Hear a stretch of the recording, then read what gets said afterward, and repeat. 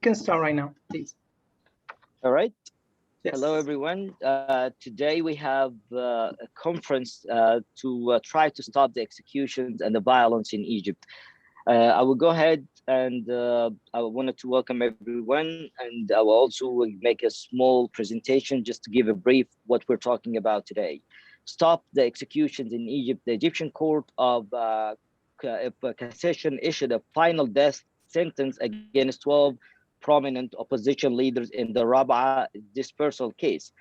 2 months before the 8th anniversary on the August 14th, 2013 massacre. The sentence were issued after a politicized trial that lacked minimum standards of justice, during which the defendants were subject to various types of human rights and legal violations, like the unfair trials of the Egyptian judiciary under the current regime of Abdel Fattah Sisi. The death sentence for those detainees who survived the massacre is a new crime added to the mass killing perpetrated by the Egyptian army and police against more than 1,000 Egyptian citizens on that day.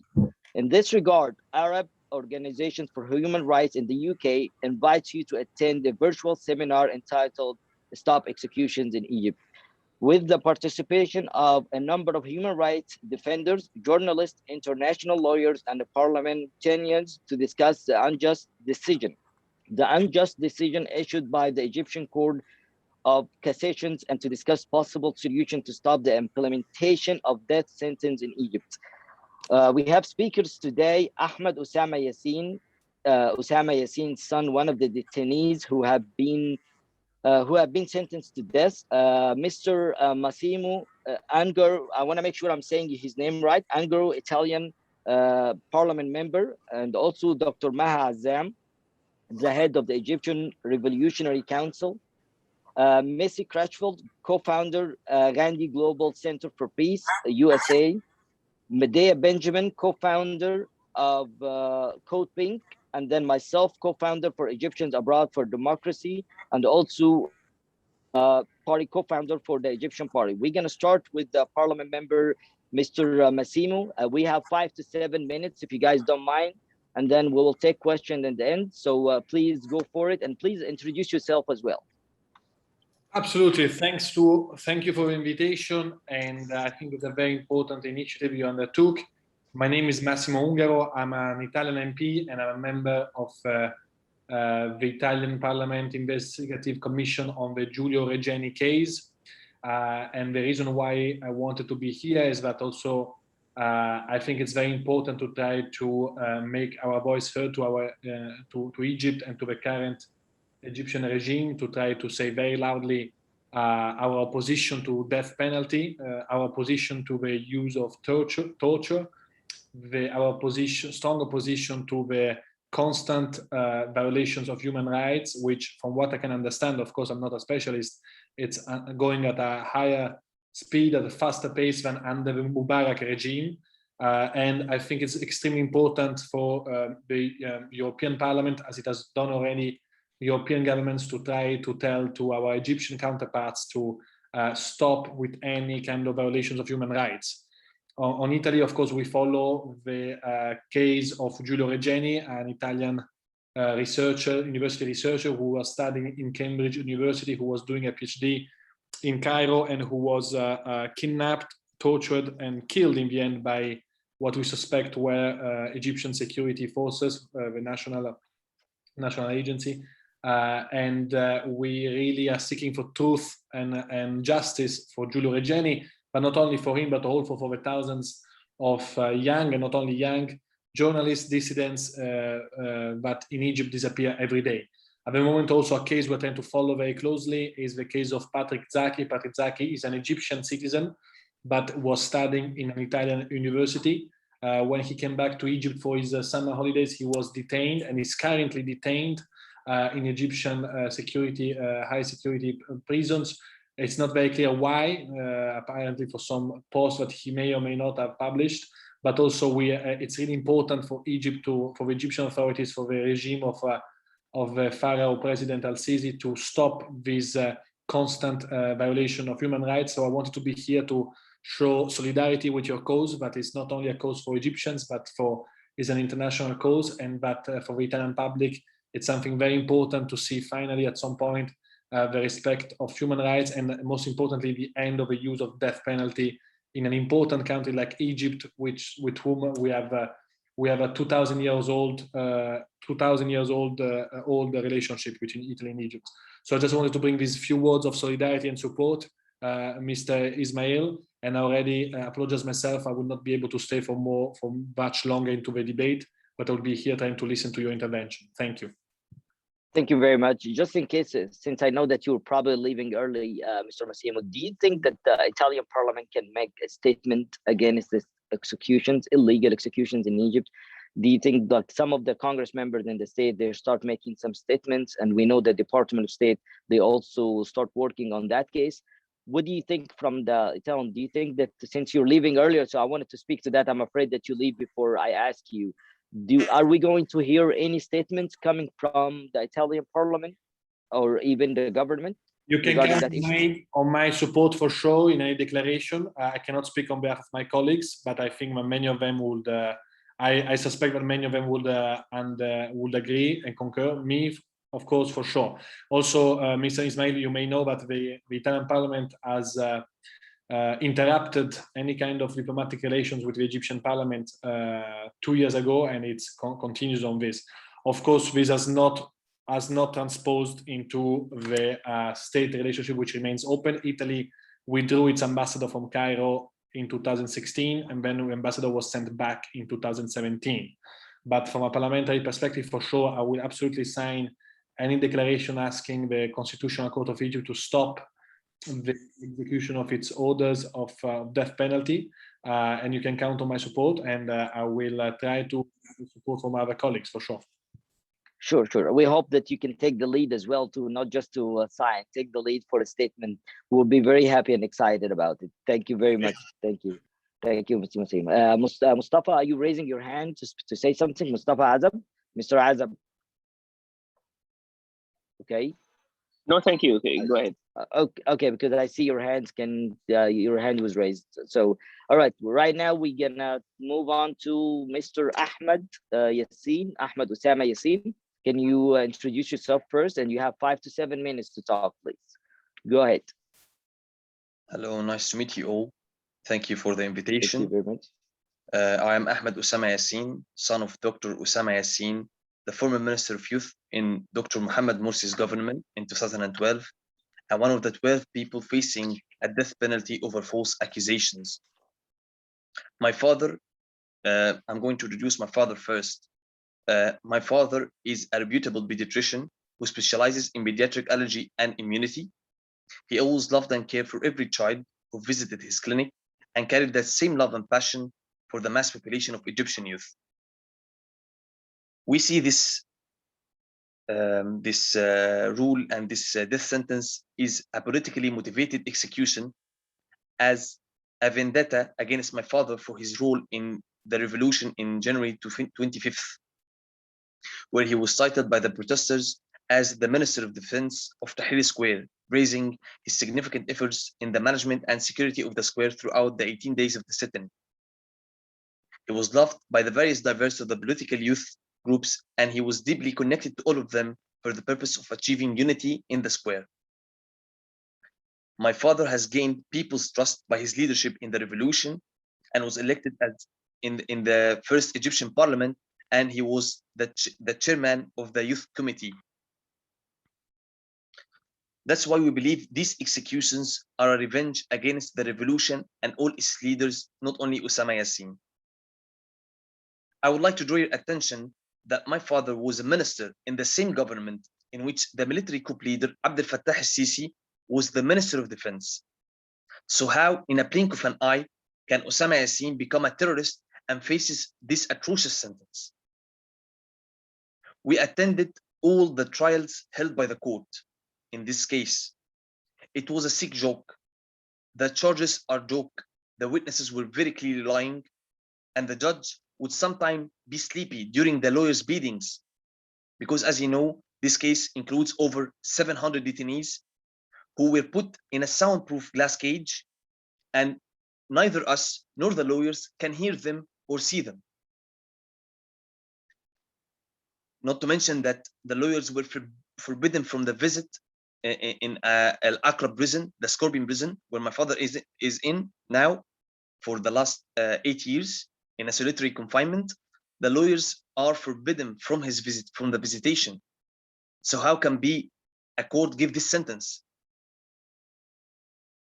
There were so many reasons why the appeal would be accepted and the retrial would happen, but the Cassation Court dismissed all the reasons and upheld the death sentence for my father along with 11 other detainees.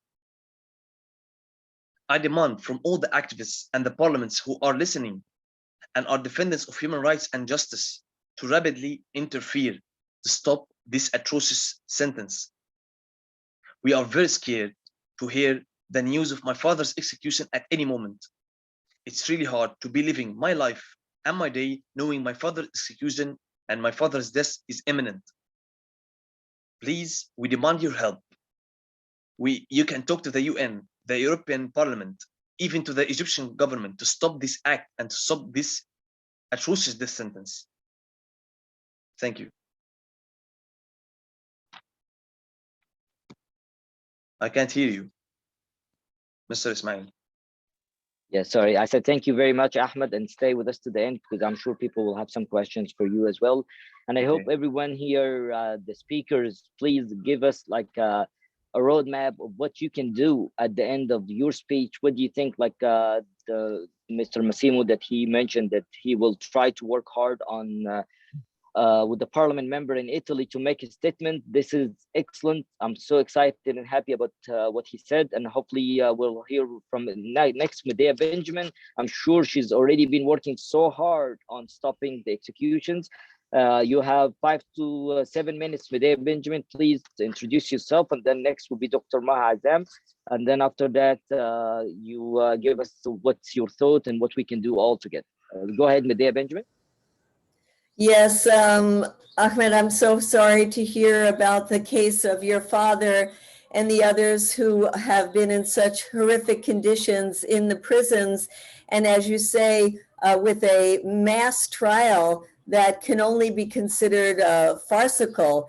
It has nothing to do with justice. And in fact, if we were to talk about justice, we must ask, why has there been no justice for those who perpetrated so many of the killings during Rabat Square? There's been no accountability there. And I thought that under the Biden administration, we might be getting some sense of not treating Sisi as some kind of legitimate statesman. He said there would be no blank check for Trump's favorite dictator. And yet he has been very warm in his interactions with Sisi. He has not only talked about the importance of the US-Egyptian partnership, but he also did go ahead with that blank check of $1.38 billion for Egypt. And it is something that we absolutely must not give the green light for. It is especially troubling now that Sisi has gained more status when he negotiated the ceasefire between Hamas and Israel. And that can in no way be seen as a way to gloss over the horrific human rights violations, the continuation of tens of thousands of political prisoners in jail, and these latest death sentences. My organization has been involved in working with Congress to try to stop the blank check for Egypt, to try to put a hold at least on part of that money that can be seen going for the Egyptian military's crimes. And we also have been working to try to get Congress to put out letters of condemnation for these latest death sentences, and to condemn Egypt for now being one of the world's top executors, having so far in just the first half of this year executed 51 people.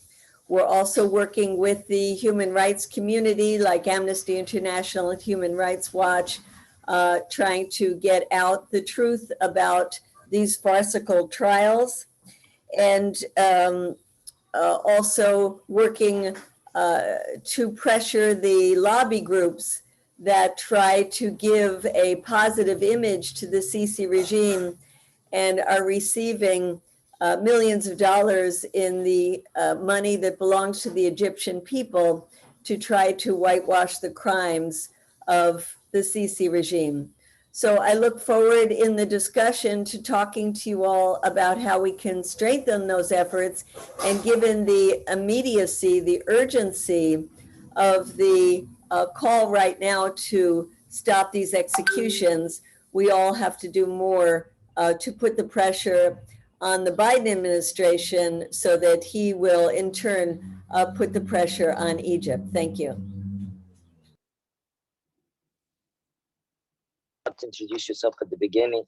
So do you mind to go forward and just let everybody who you are and what's called pink, just for a 1 minute, please, introduction? Oh, yes, I'm sorry. My name is Medea Benjamin. I'm with the peace group called Code Pink. We are a group that has about 200,000 members throughout the United States. And we are actively involved in trying to stop US support for human rights abusers around the world, whether they are Saudi Arabia, Iran, the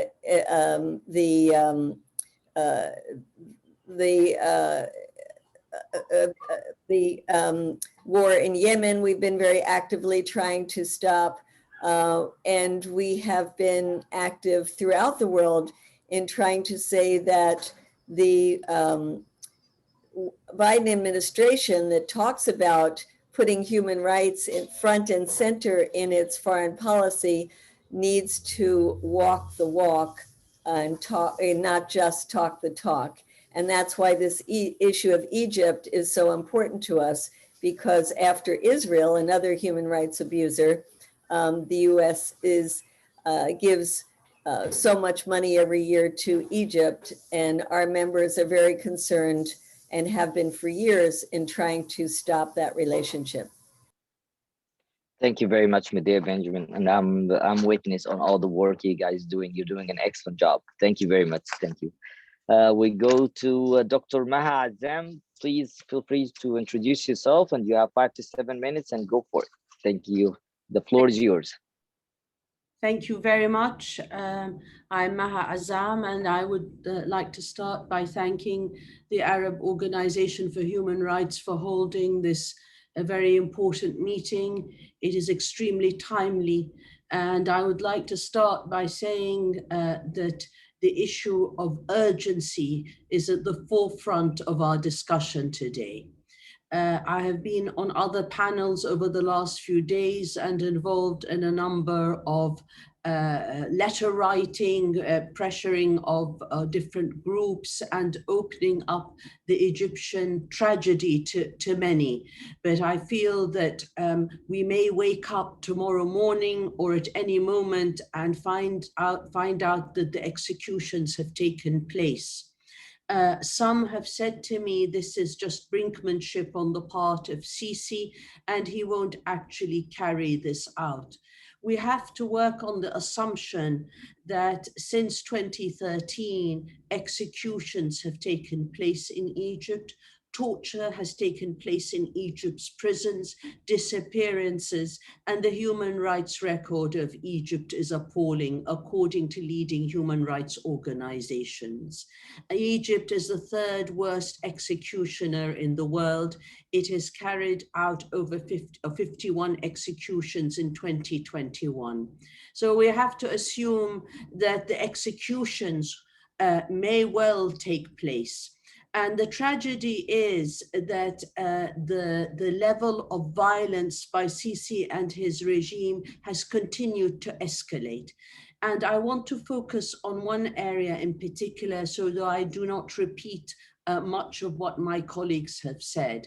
And that is over the years since the coup of 2013, which I believe was a crime against the Egyptian people and their quest for democracy, freedom, and rights. The coup that happened in 2013 was given a nod and support from the international community.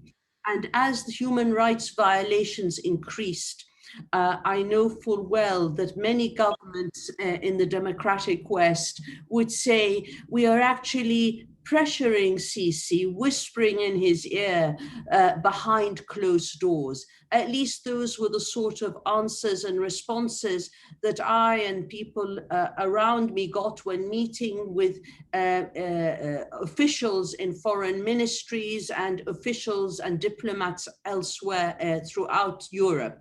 What we were told is, no, we are doing all we can to pressure Sisi. Well, obviously it hasn't worked. The violations have escalated.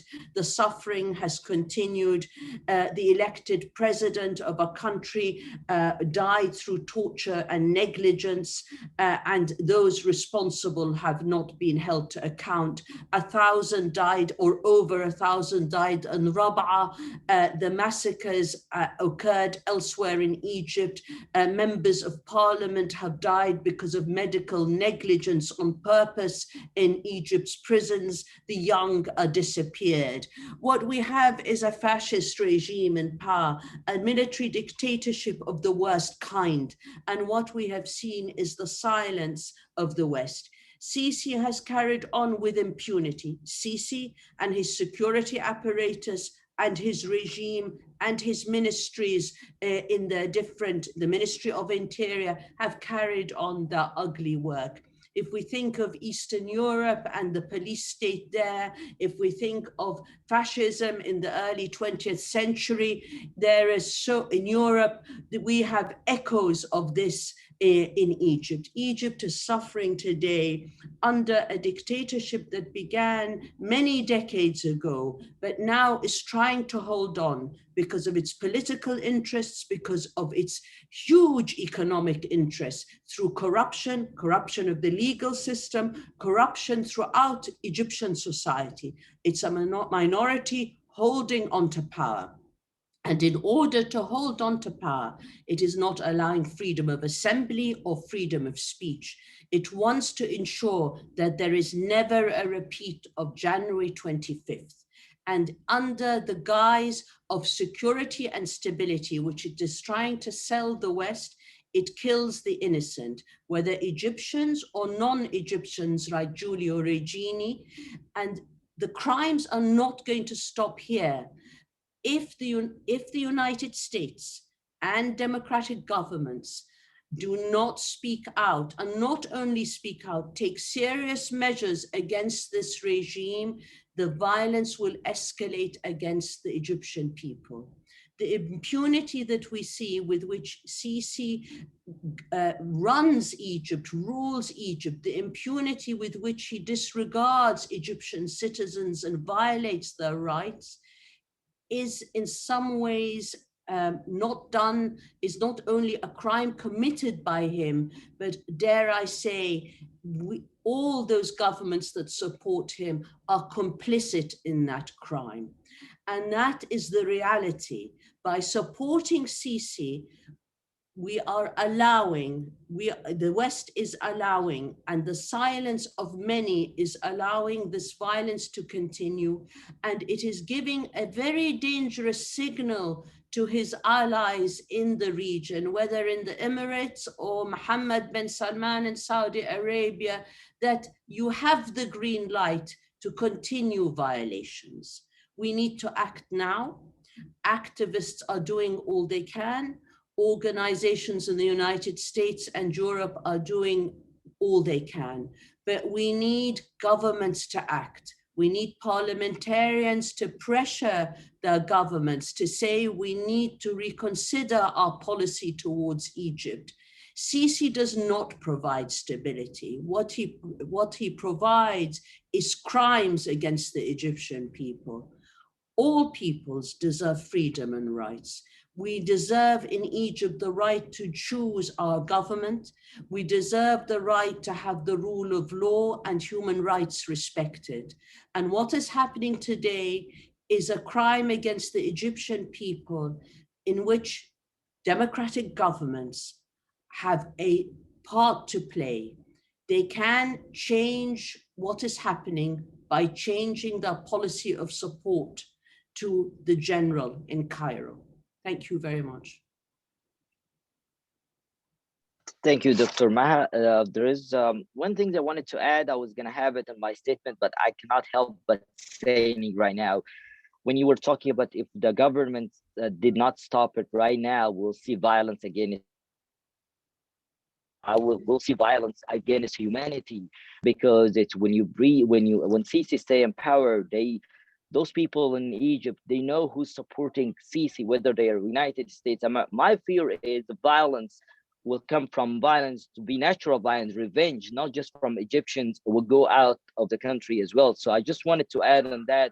And also illegal immigration. Each and every person now in Egypt, even the Sisi supporters, that's what's funny. They want to leave the country. So it's, I just wanted to add of what you said, animosity, hatred, and not just among people of Egypt against Sisi, no, against the people that they support Sisi, like the American government, the European government. And that's a natural animosity and hatred, because they killing their families, and they know that the tax money in Europe, the one they pay for the weapons to kill their own people. So when I usually go to the Congress members, I say that the mutual interest we have is that we pay our own tax money to kill the Egyptian, that we cause animosity. They hate, we're gonna make them hate us as well. So I just wanted to add of what you said, that the illegal immigrant people will immigrate, wanted to leave the country, go to Europe, go to the States. I wanted to say violence is gonna come not just against Egyptians, they're gonna be hatred and animosity. It can go out of the country as well as part of the revenge. So that's my fear. We need to stop it right now. I just wanted to add of your beautiful statement. And if you wanted to say something of what I said, go ahead before I move to the next one. Go ahead. I have nothing to add at the moment, Mohammed. There is always the fear of radicalization and violence. Exactly. Tyrants continue their abuses against their people. We don't want that to happen. The Egyptian people don't want to have that to happen. They want reform, they want development, they want new hospitals and schools. They want to end the corruption of an elite that has lived off the wealth of a nation. We have 100 million in Egypt. The majority of them live on less than $1 a day. That is criminal. And we have violations in order to keep an elite in power. I think we need to concentrate on the violence and terrorism of the Sisi regime now, and try to ensure that the military regime doesn't survive for much longer. We need democracy in Egypt. Thank you very much, Dr. Maha. Missy-Crutchfield, please go for it. And you have 5 to 7 minutes. Introduce yourself, and just the floor is yours. Go for it. Thank you, Mohammed. Thank you. Mohammed, the work that you're doing and the way that you're organizing these efforts, and you stay on the work and keep everyone focused, is so admirable. Without your work and your energy, the momentum, we have so many brilliant people on this. I'm just a guest today. I'm just a guest. I'm not the organizer today. But I just want to sing your praises, because thank you very much. One of my biggest points, and several of you we've met and we've become friends. Dr. Maha, we were in Turkey together, and Medea, we've worked on protests together on Missy Crutchfield, Gandhi Global Center for Peace, Gandhi's Bee Magazine, former editor-in-chief, and working on protests with Medea, working on Egyptian human rights and Israel, Stop AIPAC in Washington. And I'm just honored to be in the presence of these great beings and writers and activists. And my biggest part really that I want to say about being present today on this panel is that I would like to just represent normal people being appalled at the horrific human rights violations and crimes, that me being here, not an Egyptian American, not Muslim, not just a human being, just a woman living in the West, working for peace. Gandhi Global Center for Peace is reworking its mission statement, and I do earth justice and human rights and animal rights. I've been involved in this for many decades, but for my role here in being in Turkey and seeing, and Mohamed, you recruited me into this. When I was a teenager, I had the honor of visiting Egypt. I fell in love with the Egyptian people. I met so many amazing people. I fell in love with the country. So it was very natural for me, Mohamed, when you came to me and started talking about this. I was working with Gandhi and the Gandhi Legacy Tour and human rights issues and sharing the Gandhian story of nonviolence. And so it was very natural for me to gravitate to that and looking at ways that in America, we might be able to inspire other people, other women, other Americans to say, if this is happening in Egypt to these beautiful people, and I could share my experience, and this can happen to us. I mean, there's a saying that came out of World War II during Hitler's regime, another dictator, that said first they came for the trade unionists, and they came for the communists, and they came for the Jews, and they came for me because this person didn't stand up against them. So if we don't stand up and speak truth to power and stand up for this person, it may be Egypt next, it could absolutely be America. It keeps getting closer. The global violence, the global unrest, the global issues, they're all coming together. There is a convergence of violence. And if we do not stand up together as regular people, as amazing spirits and speakers as you all are, as we got to know each other in Turkey, as we've known each other traveling across the US, because once you get fired up about something and you realize the connections, then you want to share this. You want to share it on your social media. You want to stay in touch with these people. You become in solidarity for human rights and for peace for all beings. So I just want to say that as an American, non-Egyptian, even though I feel like my heart is Egyptian so much of the time, but and have been doing work also in Israel, Palestine, was there doing peace work in Palestine with many groups from the US and from Europe. And so that's another, looking at the strategies and the scenarios and the corrupt agendas of people from what's happening, from the funding to Israel that's ending up in bombing of Palestinians. It comes back to happen to hit us in this country, like Ferguson and all of the issues we're having in human rights. It started in Palestine with weapons and money that we sent to Israel, and then it's so we are culpable in this country. Then the 1.3 billion we've been sending every year to Egypt. And part of this is supposed to be an economic aid. The people are starving. Dr. Maha said they're living on less than $1 a day. So this money is not going to the people. And you've got beautiful people, human beings, just starving to death. And yet Egypt ranks as one of the safest places to visit if you look on the internet. And why is that? Because the people are living in fear. And if America does not stand up, and if the people don't start pressuring Biden, like Medea says, put your money where your mouth is, start walking the walk, then we're going to send a message to Sisi that this is okay, that you can run over your people, that you can do whatever you want. The last thing that I want to say is if the US wants to stand on, we like to say, on integrity, right, honor, and all of these wonderful values, then why are we helping a corrupt dictator? Why are we helping a man that's had, Egypt has had a rise in over 300% of executions? 300 executions? I mean, this isn't the American way. This isn't honest. This isn't truthful. There's no integrity in that. So if we're supposed to rely on deals or bargains with Egypt as in American leadership, then how can we trust someone that's lying, that's cheating, that's corrupt? So I think that, you know, people need to rise up together and speak truth to power and get in front of, you know, these the people in power and the president and Congress and say, why are we working on an assumption that this guy is playing fair or just or honest? Because there's nothing fair or just or honest in anything that this man has done. There's only been corruption, a downward spiral, more violence, and this is sending a message globally that that's okay. It's not okay. And if I can do anything with my voice or my work or just sharing as an American woman, compassion, human rights globally, then I'm in. And thank you so much. Thank you very much, Mr. Crutchfield. And you do great work. We've been working together for years. You're working with me on the letters, advocacy, you putting in your website. So I just wanted to thank you in front of everyone. You have been working with me since 2013. I really do appreciate all the hard work you do, you and your team. Thank you very much. And finally, I'm just gonna go ahead and we send a letter together. We all, as a group of organizations and individuals. I'm not gonna read the whole letter because Dr. Maha Azzam said a lot of things in the letters. Missy Crutchfield did. So I'm just gonna read very much the last paragraph. We have sent that letter to the President Biden. It's been signed by Naum Chomsky, Norman Finkelstein, Medea Benjamin, Missy Crutchfield, different organizations.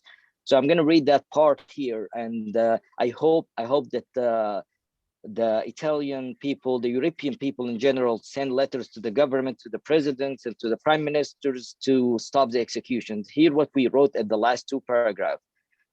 We said when Biden was first sworn in, it was clear that Al-Sisi was afraid of Biden and didn't want to misstep. But now Al-Sisi acts with impunity because he has learned that Biden will not retaliate.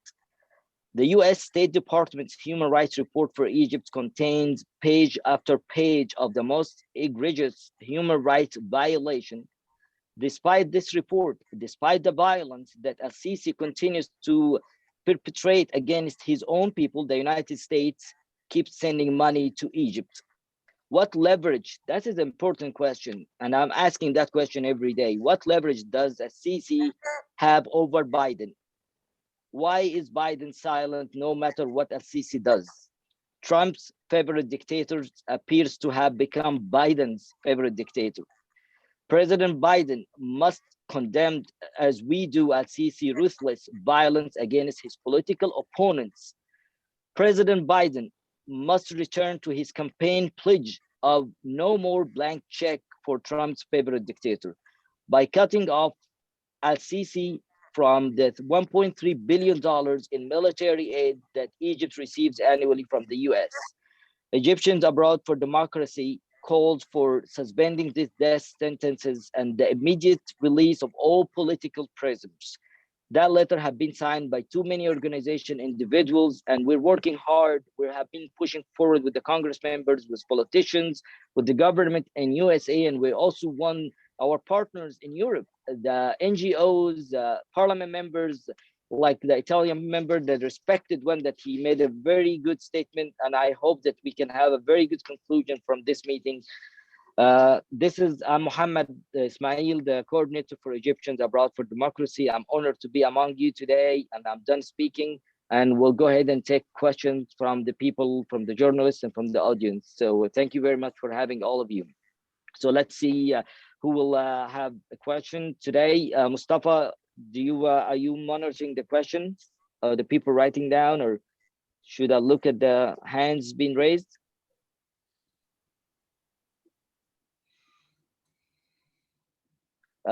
If we have any question, please raise your hand or go ahead and speak up.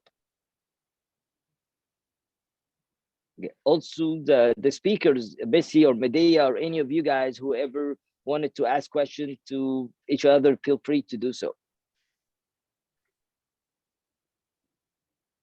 Okay, any last statement from any of you? Do we still have the parliament, Mr. Masumi, the parliament member? Do we still have him on the stage? Mr. Masumi? Mohamed, if there are no questions, I think there's something maybe that's worth reiterating or clarifying. Okay, Dr. Maha, do you have anything to do so? Yes, please feel free. Thank you very much. If there are no more questions, I just wanted. Actually, we have a question for you. All right, I'll hold. Actually, Medea Benjamin, go ahead. Medea Benjamin has a question for you. Go ahead, Medea, please speak up. I'm going to talk quite a lot about President Biden and the US position. Could you tell us about the UK government's policies towards Egypt? Well, we're also still waiting for some real action. What we've seen so far is about, I believe now we're talking about 16 members of parliament who have written to the minister at the Foreign Office responsible for the Middle East regarding this situation of executions. And the last letter that went yesterday was from Crispin Blunt, MP, who was also the head of the Foreign Affairs Committee in the House of Commons a few years ago, and had had a very important role to play in terms of understanding the Egyptian situation. He was the only European MP to have visited Rabaa, and he made a very clear statement that the situation is critical, that silence would be considered complicity. And I think this is a very strong statement from a UK MP. We're still waiting on the government of Prime Minister Johnson to take some real action. There is no statement as yet from him, and we urge him to make such a statement. Civil society organizations are appalled by what's happening. They know Sisi for what he is, a dictator, and they know full well that his machinations in as regards trying to gain and win over the Biden administration and President Biden himself to this issue of, he's played a role in Gaza, so we'll let him get away with the violations in Egypt, is an extremely dangerous path to tread. And the point I actually wanted to make, in addition to responding to Medea, is to say that what we're facing now is a threat to life. I mean, we've been speaking about violations in Egypt, human rights violations now, for years. 2013, after the coup, but the violations were there under Mubarak and under one dictator after the other in Egypt. But the level, the escalation and the level of abuse now is unprecedented. And every human rights organization knows this. Officials in European cities know this. And yet, they continue to do business with Sisi, give him the red carpet treatment. And what he's saying to the outside world is, I'm your man, and I can do what I want inside Egypt. This is to do with Egypt's sovereignty, and I will still serve your interests. But my question to the administration in the United States, to the British government, and to all Western European governments is, what interests? This has crossed a line. I know that governments do business with governments, but how do we, as European citizens, as American citizens, uphold the values and ideals we have regarding democracy and freedoms and rights, and allow our governments to pursue such policies of supporting such tyrants and ultimately people, regimes that murder their own people? Today, we face the threat to life of 12 people whose execution is pending. Now, President Biden, Prime Minister Johnson, and other officials and governments in Europe need to put a stop to this. It needs to be a concerted effort on their part. Civil society, people like yourselves can put all the pressure possible in the next few days on their governments to say, not in our name. Not in our name should you be supporting a regime that's about to kill, to execute 12 people who have not had a fair trial. The Egyptian judiciary is renowned for its corruption. We are in a critical situation today, and the responsibility falls on President Biden, Prime Minister Johnson, and other democratic governments to take action against this man. Thank you very much, Dr. Maha. Ahmed Ossama Yassin, I see you raising your hand. Please feel free to talk or ask a question. Well, actually, in continuation of Ms. Maha Azzam talk, I have to mention that up till now, there is no any single objection from any government in the whole world. We are in 2021. How the governments would accept that a military coup leader killing the ex-president and is willing to execute an ex-minister. We are in 2021 for his different political state. This is not acceptable. This should not be acceptable by any government in the whole world. So how up till now, not a single government talked about this or condemned this up till now. This is a shame for all the governments and disappointments for the defending of the human rights in the whole world. I demand you again that the activists or the parliaments or anyone who's following up this case to interfere, to put the pressure on their governments to talk about this. This is not acceptable. We are in 2021. How this would be acceptable? Thank you. Thank you very much, Ahmed. And just to add to what you said, the human rights report by the Department of State in the United States, 2019 and 2020, they name it, they called Rabaa massacre, what happened in Rabaa massacre, and yet they sending other the victim to execution, and they're still witnessing that.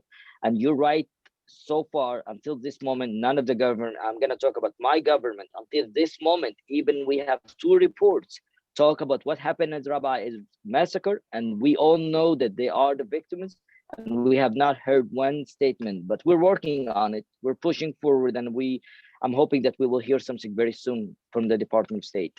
All right, do we have any other question before we wrapping it up?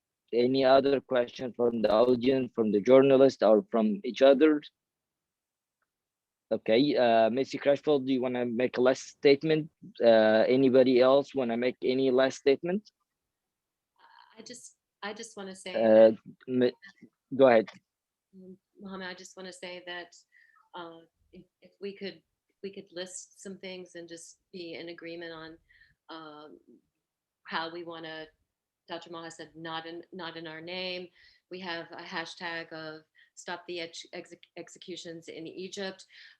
Everybody posting. Can we just, is there any just small strategy that you want everyone to do, or that does anyone want to share some things, move forward? I'll be posting on my social media. I will be sharing, with people as I do. I know we all will, but is there, because the clock is ticking clearly, is there something that we could do as a group? Send another letter? I don't know. But I think before we end the meeting without any kind of next steps with this clock ticking, I just don't want to miss anything, any way to collaborate further. I agree with you.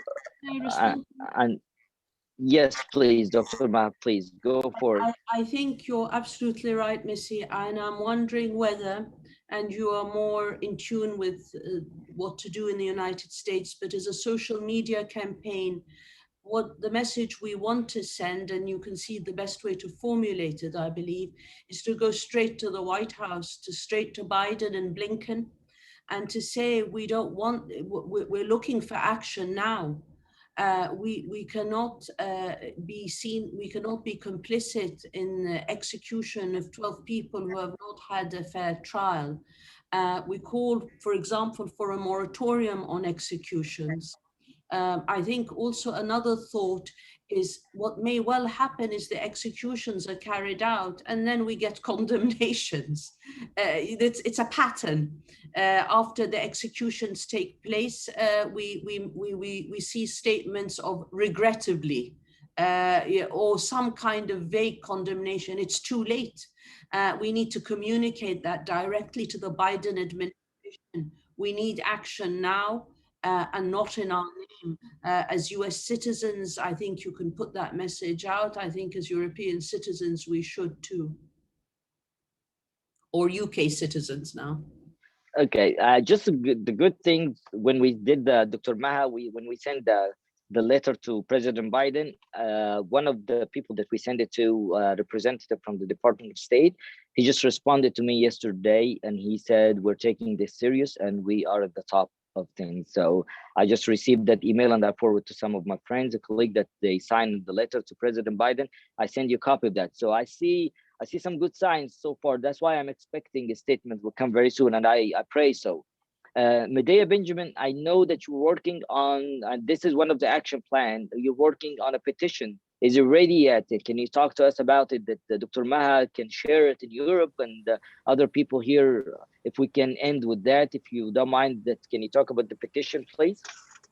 Yes, the petition should be going up today, and we hope you'll all share it. And thank you for the wording that you helped us on. And I agree, Mohamed, that there should be some more statements. We have this statement from Congressman Andre Carson, Don Beyer. We should be getting more. And Missy, I certainly share your sense of urgency. So I think if we all commit to doing even more than we've been doing in the name of Ahmed's father and the others, that would be a good result of this gathering. And I do want to say to Ahmed that I'm so sorry you have to keep telling your story, but the more people hear it, the more people get active and recognize what a horrific government your father and others are facing in Egypt. And so thank you so much for sharing your pain with us. And it certainly drives us to do more. And as soon as we get off, I will make that commitment to contact more Congress people to make sure that letter is going up and to convey the sense of urgency that we've had on this gathering. Thank you so much. Thank you very much. Last but not least, I wanted to thank each one of you guys, each and every one of you. Ahmed, especially you, Ahmed, as Medea said, I wanted to thank you very much, Ahmed Ossama Yassin. And also I wanted to thank Mr. Massimo Ungaro, the Italian Parliament member, Dr. Maha Azzam. I wanted to thank Missy Crutchfield and Medea Benjamin for being here to work on stopping the execution for innocent people, and that may affect all of us. If it's happening in Egypt today, it will affect the people in the States tomorrow, affect the people in Europe. We need to work together as human beings. Now, you don't have to be Egyptian to support the victims of Egypt. We were gonna work, we're gonna wrap it up. Medea Benjamin working on a petition, the parliament member in Italy working on a statement, Dr. Maha Azzam working on the people of England, the politicians, the parliament members. And I love what Dr. Maha Azzam said, not in our names. I'd like to have a topic, and we have one paragraph under that topic, and we can all sign it. If Dr. Maha, if I can give her some task right now, not in our names. You said it very strongly. I love it. If we can make one paragraph easy to do and hashtag with it on Twitter, and we all sign on it, I will ask you, Dr. Maha, you're very familiar with that more than any one of us. So is that something, can I take it from you, one paragraph that we can all use it, not in our names, and European, American, Egyptian can use it, and I can share it widely? Of course, and I will pass it on to you, and then Missy and you can all have a look at it and make whatever changes you think are suitable in order for it to get as much traction as possible. Absolutely. Thank you very much. So I'm so happy that we all agreed on some tasks that we'll do after that meeting. And thanks for the Mustafa Azab, the organizer, and thanks for everyone who worked with us today. Mustafa, do you want to say anything before we end, since you are the organizer today and your group as well? Mr. Mustafa Azab. Thank you very much. Thank you all. Thank you. Thank you, Mustafa. All right. Thank you, Mustafa. Thank you, and have a good day. All right. Thank you. Thank you, Mohammed. Thank you, Dr. Maha. Thanks for being with us. Thank you. Bye-bye, everybody. Bye-bye.